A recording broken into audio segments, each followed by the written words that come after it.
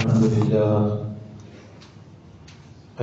لله نحمده ونستعينه ونؤمن به ونتوكل عليه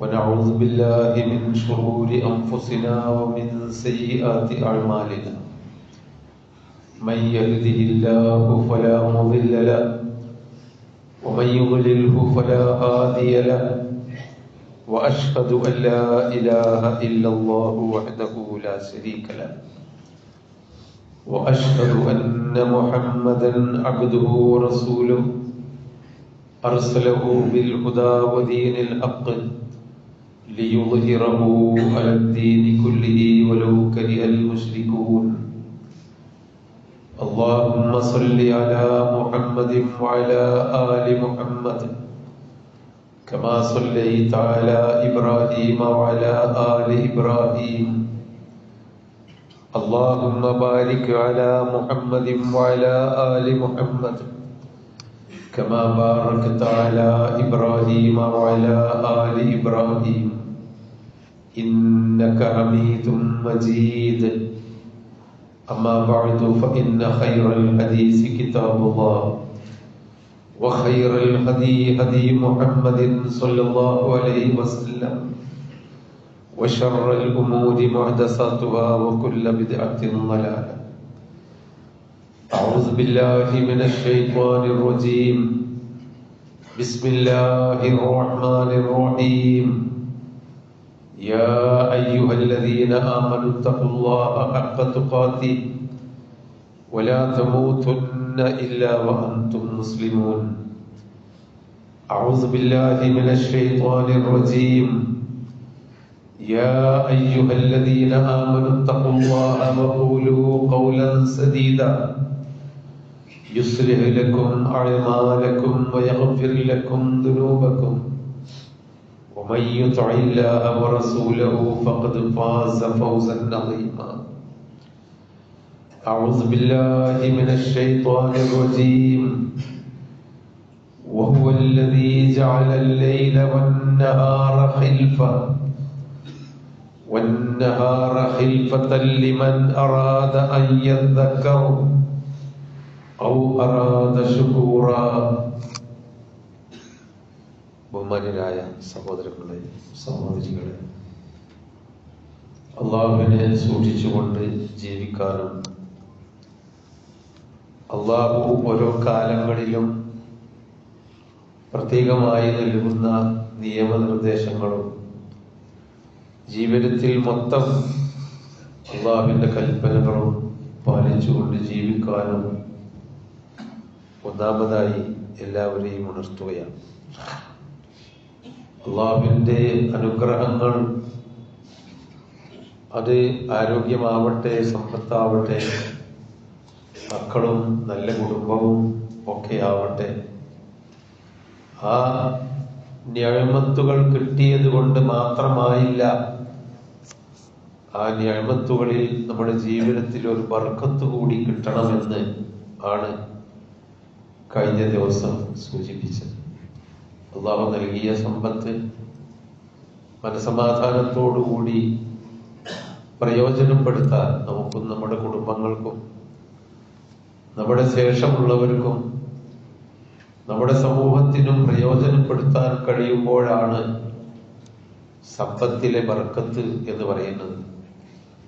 അള്ളാഹു നമുക്ക് നൽകിയ ആരോഗ്യം നമ്മുടെ തടിമെടുക്ക് കാണിക്കാൻ മാത്രമല്ലാതെ മറ്റുള്ളവരെ കൂടി സഹായിക്കാനും കൈപിടിക്കാനും ആകുമ്പോഴാണ്, നമ്മുടെ ആരോഗ്യം കൊണ്ട് മറ്റുള്ളവർക്ക് കൂടി പ്രയോജനം ലഭിക്കുമ്പോഴാണ് അതിന് ബർക്കത്തുള്ള ആരോഗ്യം എന്ന് പറയുന്നത്. നമ്മുടെ ജീവിതം അങ്ങനെയാണ്, എല്ലാം ബർക്കത്തുള്ള ഒരു ജീവിതമായി തീരണം. ഓരോ ദിവസവും പുലരുമ്പോൾ എവിടെ നിന്നോ ഒരു വിളി കേൾക്കുന്നുണ്ട് എന്ന് മഹാന്മാർ ഉപദേശിക്കാറുണ്ട്. ആ വിളി എന്താണ്? അനയൗമുൻ ജദീദ് വഅലാ അമലിക ഷഹീദ്. നിന്റെ ആയുഷ്കാലത്ത് ഞാനൊരു പുതിയ ദിവസം തുടങ്ങുകയാണ്, നിന്റെ പ്രവർത്തനങ്ങൾക്ക് അള്ളാഹു സാക്ഷിയായിരിക്കുന്നുണ്ട് എന്ന ഒരു വിളി, അത് വിളിച്ചാലും ഇല്ലെങ്കിലും അതൊരു യാഥാർത്ഥ്യമാണ്. ഓരോ ദിവസവും നമ്മുടെ പുതിയ പുതിയ ദിവസങ്ങളാണ്. തിരുത്താനും മാറാനും കൂട്ടിച്ചേർക്കാനും നഷ്ടപ്പെട്ടു പോയത് വീണ്ടെടുക്കാനുമുള്ള ദിവസങ്ങളാണ്. ആ അർത്ഥത്തിൽ നമ്മുടെ ജീവിതം തന്നെ ബർക്കത്തുള്ള ജീവിതമായിരിക്കണം. ഇന്ന് അള്ളാഹു ഒരു ബർക്കത്ത് നൽകിയ ദിവസമാണ് വെള്ളിയാഴ്ച. ഈ ദിവസം നമുക്ക് ബർക്കത്തുള്ളതായിരുന്നു.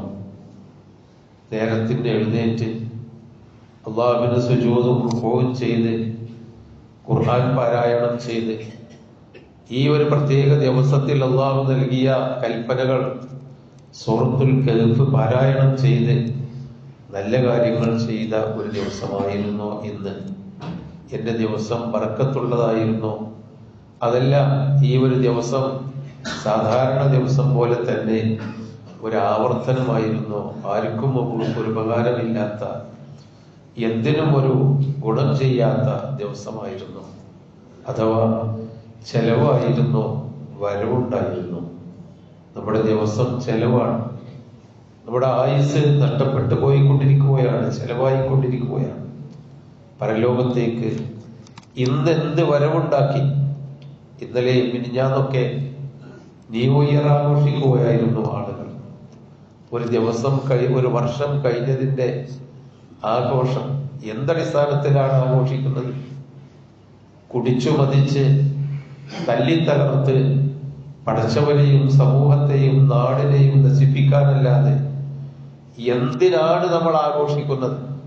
പെരുന്നാൾ ആഘോഷിക്കുന്നത് ഒരു മാസക്കാലത്തെ നന്മ ചെയ്തതിന്റെ സന്തോഷമാണ്. എന്ത് സന്തോഷമാണ് നമ്മുടെ ജീവിതത്തിൽ നമുക്ക് ആഘോഷിക്കാൻ. അപ്പൊ നമ്മുടെ ദിവസം ബർക്കത്തുള്ളതായിരിക്കണം. ഒരു വർഷം നമുക്ക് കഴിഞ്ഞുപോയി, ഒരു ആയുസ് കാലം കഴിഞ്ഞുപോയി. ഈ വർഷത്തിൽ നമ്മൾ നമുക്ക് വേണ്ടി എന്തെല്ലാം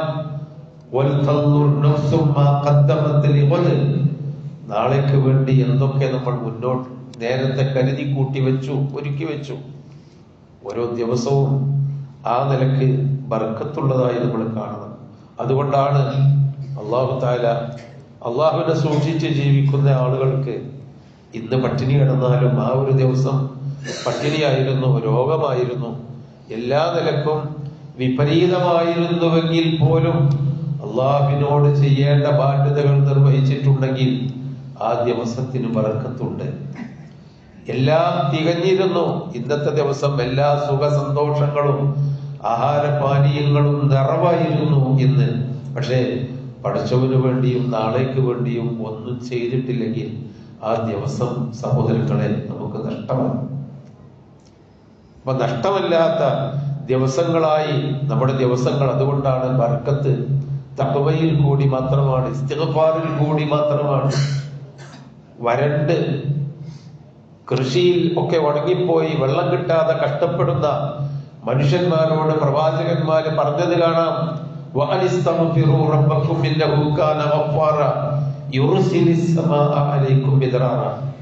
നിങ്ങൾ പടച്ചവനിലേക്ക് തിരിയൂ, അവനോട് തേട്, അവനോട് പാപമോചനം തേട്. നിങ്ങൾ കുറ്റം ചെയ്തത് കൊണ്ടായിരിക്കാം അള്ളാഹു നിങ്ങൾക്ക് അനുഗ്രഹങ്ങൾ പിൻവലിച്ചത്. അള്ളാഹു തആല മഴ തരും, നിങ്ങൾക്ക് സൗകര്യങ്ങൾ തരും. ഇസ്തിഗ്ഫാർ ചെയ്യൂ.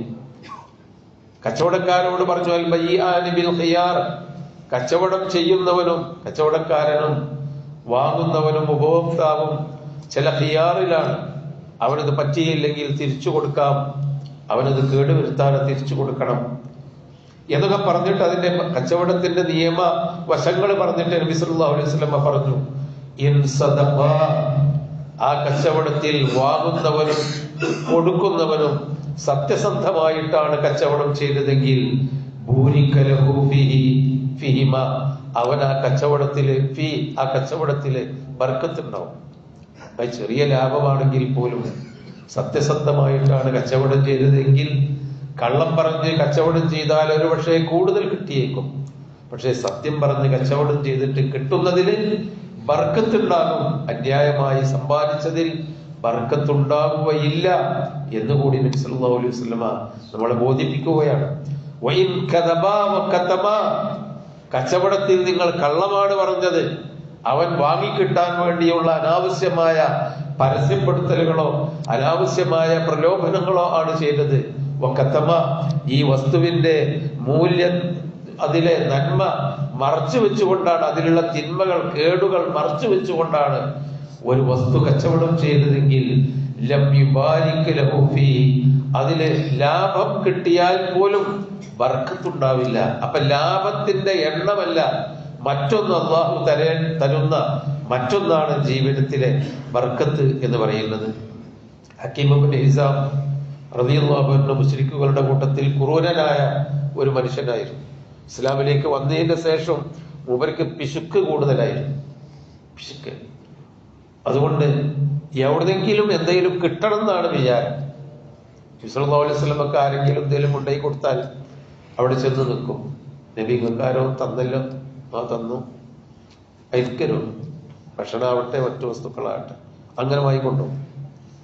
നബി സല്ലല്ലാഹു അലൈഹി വസല്ലമക്ക് പൊറുതി മുട്ടിയപ്പോ നബി പറഞ്ഞു, യാ ഹക്കീം, ഹക്കീമേ, ഈ ലാഭം കിട്ടിയ നേട്ടവും സമ്പത്തും എന്നൊക്കെ പറഞ്ഞാൽ നല്ല പച്ചപ്പുള്ള നല്ല മധുരമുള്ള സാധനമൊക്കെ തന്നെയാണ്. പക്ഷെ അത് വാങ്ങുമ്പോൾ അത് ഹലാലായ മാർഗത്തിൽ ആവശ്യത്തിന് വേണ്ടി വാങ്ങണം. അനാവശ്യത്തിന് വേണ്ടി വാങ്ങിയാൽ ആ സമ്പത്ത് എത്ര കിട്ടിയാലും ബർക്കത്തുണ്ടാവില്ല. നമ്മളൊരാളുടെ കടം വാങ്ങുന്നത് ആർഭാടം നടത്താനാവരുത്. അത്യാവശ്യത്തിനാണെങ്കിൽ ആ കടം കൊടുത്തു വിട്ടാൽ നമുക്ക് കഴിയുമ്പോൾ അതിൽ ബർക്കത്തുണ്ടാവും. അനാവശ്യമായിട്ട് ഓനടുത്ത് ചോദിച്ചാൽ കിട്ടുന്ന കരുതി നമ്മൾ കുറെ കാശ് വാങ്ങി നമ്മളതുകൊണ്ട് ദൂർത്തടിച്ചാൽ ബർക്കത്തുണ്ടാവില്ല. അതെവിടേക്ക് പോയി എന്നറിയില്ല, നമ്മൾ കടക്കാരുണ്ടാവും. കച്ചവടം അങ്ങനെ തന്നെയാണ്. നല്ല നിലക്ക് കച്ചവടം ചെയ്തിട്ട് കുറച്ച് കിട്ടിയാൽ ബർക്കത്തുണ്ടാവും. അന്യായമായ മാർഗത്തിൽ കച്ചവടം ചെയ്ത് കുറെ കിട്ടിയാൽ അതിൽ അല്ലാഹു തആല ബർക്കത്ത് തരില്ല. ഹക്കീം ഇബ്നു പറഞ്ഞു, ബർക്കത്തുണ്ടാവില്ല. ഹക്കീം ഇസ്റാഫ് നഫ്സോടുകൂടി നല്ല സന്തോഷത്തോടു കൂടിയാണ് നിനക്ക് തന്നത്, നീ വാങ്ങുന്നത് ആവശ്യത്തിന് വേണ്ടിയാണ് വാങ്ങുന്നതെങ്കിൽ ഞാൻ തരാം, അതിൽ ബർക്കത്തുണ്ടാവും ജീവിതത്തിൽ. അതല്ല കിട്ടണം കിട്ടണം, അന്യരുടേത് കിട്ടണം എന്ന ആഗ്രഹമാണോ, ലം യുബാറിക് ലഹു ഫീഹി, അതിൽ ബർക്കത്തുണ്ടാവില്ല ഹക്കീമേ. അതുകൊണ്ട് ഇനി ആരോടും ചോദിക്കാൻ പോകരുത് ആവശ്യമില്ലാതെ.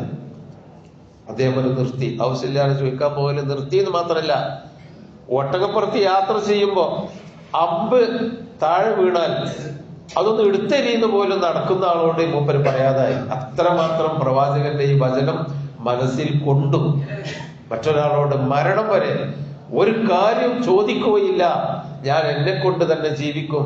അതുകൊണ്ട് തന്നെ ഹക്കീം ഇബ്നു ഹിസാം ആരും ഒന്നും കൊടുക്കാതെ തന്നെ ബർക്കത്തുള്ള നല്ല അവസ്ഥയിലാണ് മരിച്ചുപോയത് എന്ന് പറഞ്ഞതിൽ ഹദീസിൽ കാണാം. നമ്മൾ ഭക്ഷണം കഴിക്കുമ്പോ നബി സല്ലല്ലാഹു അലൈഹി വസല്ലം പറഞ്ഞു, ഒരു പത്തിരിയുടെ കഷ്ണം, ഒരു റൊട്ടിയുടെ കഷ്ണം, നമ്മളെ സംബന്ധിച്ചിടത്തോളം ഒരു വറ്റ്, അത് നിലത്ത് വീണ് പോയിട്ടുണ്ടെങ്കിൽ നിങ്ങൾ അതെടുത്ത് ശുദ്ധിയാക്കി അത് തിന്നണം. നിങ്ങളുടെ കയ്യിലുള്ള ഒരുപാട് ഭക്ഷണത്തിന്റെ അവശിഷ്ടങ്ങൾ അത് കഴുകി തുടച്ചു കളയരുത്, കഴുകിക്കളയരുത്. അത് നാവ് കൊണ്ട് നക്കി തുവർത്തി ആ ഭക്ഷണത്തിന്റെ അവശിഷ്ടങ്ങളൊക്കെ നിങ്ങൾ കൽവിരലുകൾ നക്കി തുടച്ച് ഭക്ഷണം മുഴുവനും കഴിക്കണം. കാരണം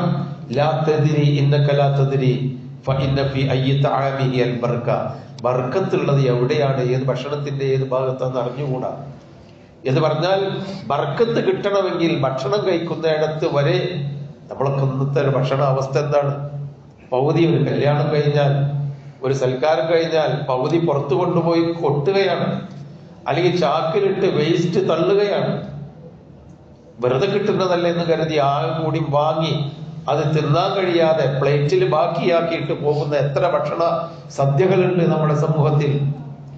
അതങ്ങനെ കിട്ടുന്നിടത്തോളം വാങ്ങി പ്ലേറ്റിലിടും, അതായത് തിന്നാൻ കഴിയില്ല, അതവിടെ ബാക്കി വെക്കും. ബർക്കത്തുണ്ടാവില്ല എന്നാ പറയുന്നത്. എത്ര കഴിച്ചാലും അതിലൊരു ബർക്കത്തില്ലാതെ പോകും. സമയത്തിന്റെ ബർക്കത്തിനെ പറ്റി നബി പറഞ്ഞിട്ടുണ്ട്. സമയം എന്താണ് നബി പറഞ്ഞത്? നബി സല്ലല്ലാഹു അലൈഹി വസല്ലം പറഞ്ഞു, ലാ തഖൂമു സാഅതു ഹത്താ യതഖാറബ സമാൻ. ഖിയാമം അടുക്കും തോറും കാലം ഇങ്ങനെ അടുത്തു വരും. കാലത്തിന്റെ ദൈർഘ്യം കുറഞ്ഞു പോകും. ഒരു കൊല്ലം എന്ന് പറഞ്ഞാൽ ഒരു മാസം പോലെ ആയിരിക്കും മനുഷ്യന് അനുഭവപ്പെടുക.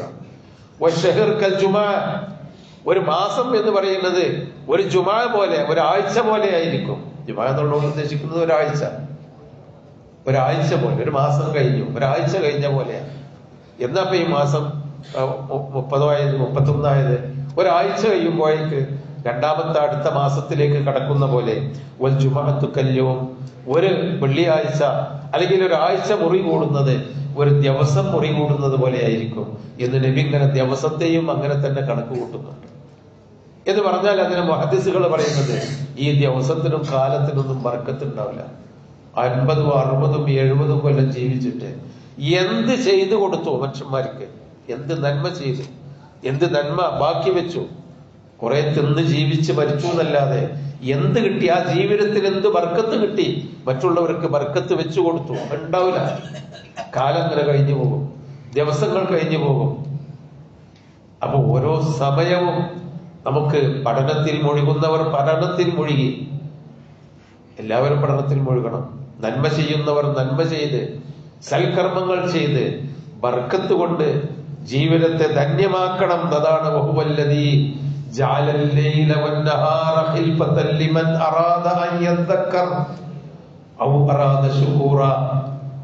അല്ലാഹുവാണ് രാത്രിയെയും പകലിനെയും മാറി മാറി വരുത്തുന്നവൻ. ഇത് നമ്മളെ കഴിവല്ല.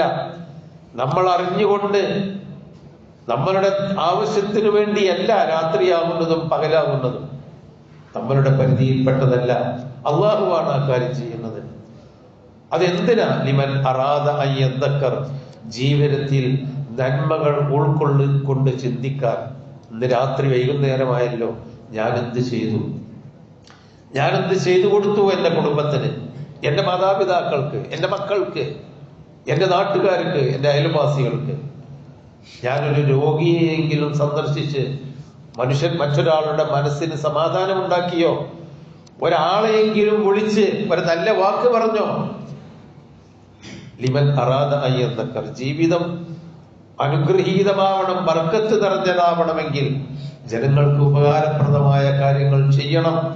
നമുക്ക് ഉപകാരപ്രദമായ കർമ്മങ്ങൾ, പഠിച്ചവനും നിന്ന് പ്രതിഫലം ലഭിക്കുന്ന നല്ല കാര്യങ്ങൾ ചെയ്യണം. അതാണ് രായും പകലും മാറുമ്പോൾ ലിമൻ അറാദ അൻ യദക്കർ ഔ അറാദ ശുകൂറ. ഇനി അതൊക്കെ ചിന്തിച്ചുണ്ടാക്കി ചെയ്യുന്നില്ലെങ്കിൽ നന്ദി ചെയ്തുകൊണ്ടെങ്കിലും ജീവിക്കാൻ ഉദ്ദേശിക്കുന്നവർക്ക് രാപ്പകലുകളെ മാറ്റിത്തന്നവൻ അള്ളാഹുവാണ് എന്ന് നബി സല്ലല്ലാഹു അലൈഹി വസല്ലം പഠിപ്പിച്ചു. അതുകൊണ്ട് സഹോദരങ്ങളെ, ജീവിതം കഴിഞ്ഞു പോകുന്നുണ്ട്. ഓരോ ദിവസവും അനൗൺസ്മെന്റ് കേൾക്കുമ്പോഴാണ് അയാൾ മരിച്ചല്ലേ എന്ന് പറയാം. ആ ഒരു ജീവിതം നഷ്ടപ്പെട്ടു പോകാതിരിക്കാൻ ഒരു വർഷം കഴിയുമ്പോൾ നാം എന്ത് ചെയ്തു എന്ന് ചിന്തിക്കുന്ന ബർക്കത്തുള്ള ജീവിതമായി മാറാൻ നാം പടച്ചവനിലേക്ക് മടങ്ങുക. അള്ളാഹുവിന്റെ കൽപ്പനകൾ സ്വീകരിച്ച് ജീവിക്കുക. അള്ളാഹു അനുഗ്രഹിക്കുമാറാം.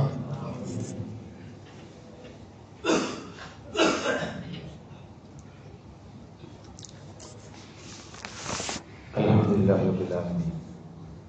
അസ്സലാത്തു വസ്സലാമു അലാ റസൂലിഹിൽ അമീൻ വഅലാ ആലിഹി വസഹ്ബിഹി അജ്മഈൻ വഅലാ മൻ തബഅഹും ബിഇഹ്സാൻ ഇലാ യൗമിദ്ദീൻ. അമ്മാ ബഅദ്.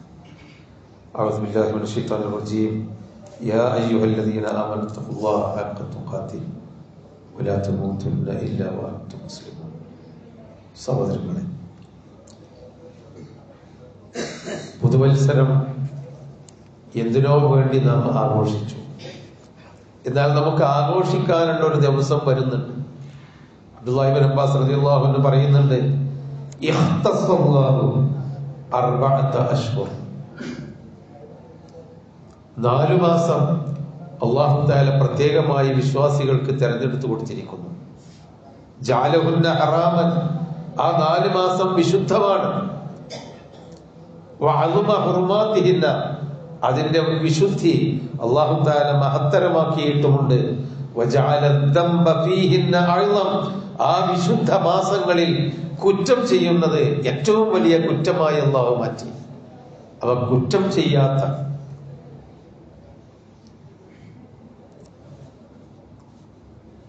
മുകളിൽ നിന്ന് വലിയ ശബ്ദമുണ്ട് കുട്ടികളുടെ. ആരെങ്കിലും സ്കൂളിലുള്ള ടീച്ചർമാരുണ്ടെങ്കിൽ ഒന്ന് കയറി ചെല്ല, ഒന്നും പറയണ്ട. ആ ദിവസങ്ങൾ, ആ 4 ദിവസങ്ങൾ അല്ലാഹു തആല അത് കുറ്റം ചെയ്യുന്നത് ഹറാമാക്കി, കഠിനമായ ഹറാമാക്കി, നന്മ ചെയ്യുന്നത് കൂടുതൽ പുണ്യമുള്ളതാക്കി. അപ്പൊ അവിടെയാണ് നമ്മൾ ആഘോഷിക്കേണ്ടത്. ഈ ദിവസങ്ങളെയാണ് നമ്മൾ ആഘോഷിക്കേണ്ടത്. അല്ലാഹു തആല പലതിനെ, ഇപ്പൊ പള്ളി, അങ്ങാടി, നമ്മളെ റോഡ്, ഈ അങ്ങാടിയേക്കാളും അല്ലാഹു പള്ളി പുണ്യമുള്ളതാക്കി. അതുകൊണ്ട് ആ പള്ളിയെ നമ്മൾ ആദരിക്കുന്നു. അങ്ങാടിയിലുള്ളത് പോലെ പള്ളിയിൽ നമ്മൾ ചെയ്യൂല, ഇല്ലേ? ജുമാ ദിവസം എത്ര തിരക്കുള്ളവരാണെങ്കിലും വെള്ളിയാഴ്ച നമ്മൾ കുറച്ചു നേരം ഇതിനെ ഒഴിവാക്കും. എന്താ? മറ്റു ദിവസങ്ങളെക്കാളും പുണ്യമുള്ള ദിവസമാണ്. അതുപോലെ തന്നെ റവാത്തിബ് സുന്നത്തുകൾ, ബാക്കി സുന്നത്തുകളൊന്നും ചെയ്യുന്നില്ലെങ്കിലും സുബഹിക്ക് മുമ്പുള്ള റവാത്തിബ് 2 റക്അത്ത് വളരെ പുണ്യമുള്ള കാര്യമാണ്. അതുപോലെ രാത്രിയിലെ സുന്നത്ത് നമസ്കാരം വളരെ പുണ്യമുള്ള കാര്യമാണ്. മനുഷ്യന്മാരുടെ കൂട്ടത്തിൽ എത്രയെത്ര മഹാന്മാരുണ്ട്, പക്ഷേ അമ്പിയാക്കന്മാരാണ് മഹാന്മാർ. അതുപോലെ മാസങ്ങളുടെ കൂട്ടത്തിൽ 4 മാസം, അതിലൊരു മാസമാണ് ഇന്നലെ പറഞ്ഞ റജബ്. നമ്മൾ ആഘോഷിക്കേണ്ടത് ഇതിനെയാണ്, റജബിനെയാണ്. റജബിൽ നബി സല്ലല്ലാഹു അലൈഹി വസല്ലമ പ്രത്യേകമായ ഒരു നോമ്പോ, പ്രത്യേകമായ ഒരു ദിക്റോ, പ്രത്യേകമായ ഒരു ദുആയോ, ഒരു യാസീനോത്തോ ഒന്നും നമ്മൾ പഠിപ്പിച്ചിട്ടില്ല പ്രത്യേകമായിട്ട്. പക്ഷെ ഉള്ള കർമ്മങ്ങൾ കൃത്യമായി, മെഹറാജ് എന്ന സംഭവം ഉണ്ടായി എന്ന് ചരിത്രത്തിൽ റജബ് കൂടിയുണ്ട്. റജബാണ് മെഹറാജിന്റെ മാസം എന്ന് കൃത്യമല്ലെങ്കിലും ചരിത്രത്തിൽ ബലപ്പെട്ട ഒരു അഭിപ്രായം റജബിലാണെന്ന്. അതുമായി നമ്മുടെ ജീവിതവുമായി ഒരു ബന്ധവും ആ മെഹറാജിൽ ഒരു പ്രത്യേക ആരാധനയില്ല. നമസ്കാരം മെഹറാജിൽ ഫർളാക്കിയെന്നല്ലാതെ. പക്ഷെ റജബ് നബി സല്ലല്ലാഹു അലൈഹി വസല്ലം പുണ്യമായി ഹറാം വിശുദ്ധ മാസമായി നിശ്ചയിച്ച ദിവസമാണ്. ആഘോഷിക്കേണ്ടത് അതാണ്. അതെങ്ങനെ? അബ്ദുല്ലാഹി ഇബ്നു അബ്ബാസ് പഠിപ്പിച്ച അതാണ്. ഈ മാസത്തിൽ കുറ്റം ചെയ്യുന്നത് കൂടുതൽ അപകടമാണ്. ഈ മാസത്തിൽ പുണ്യകർമ്മം ചെയ്യുന്നത് കൂടുതൽ നന്മയാണ്.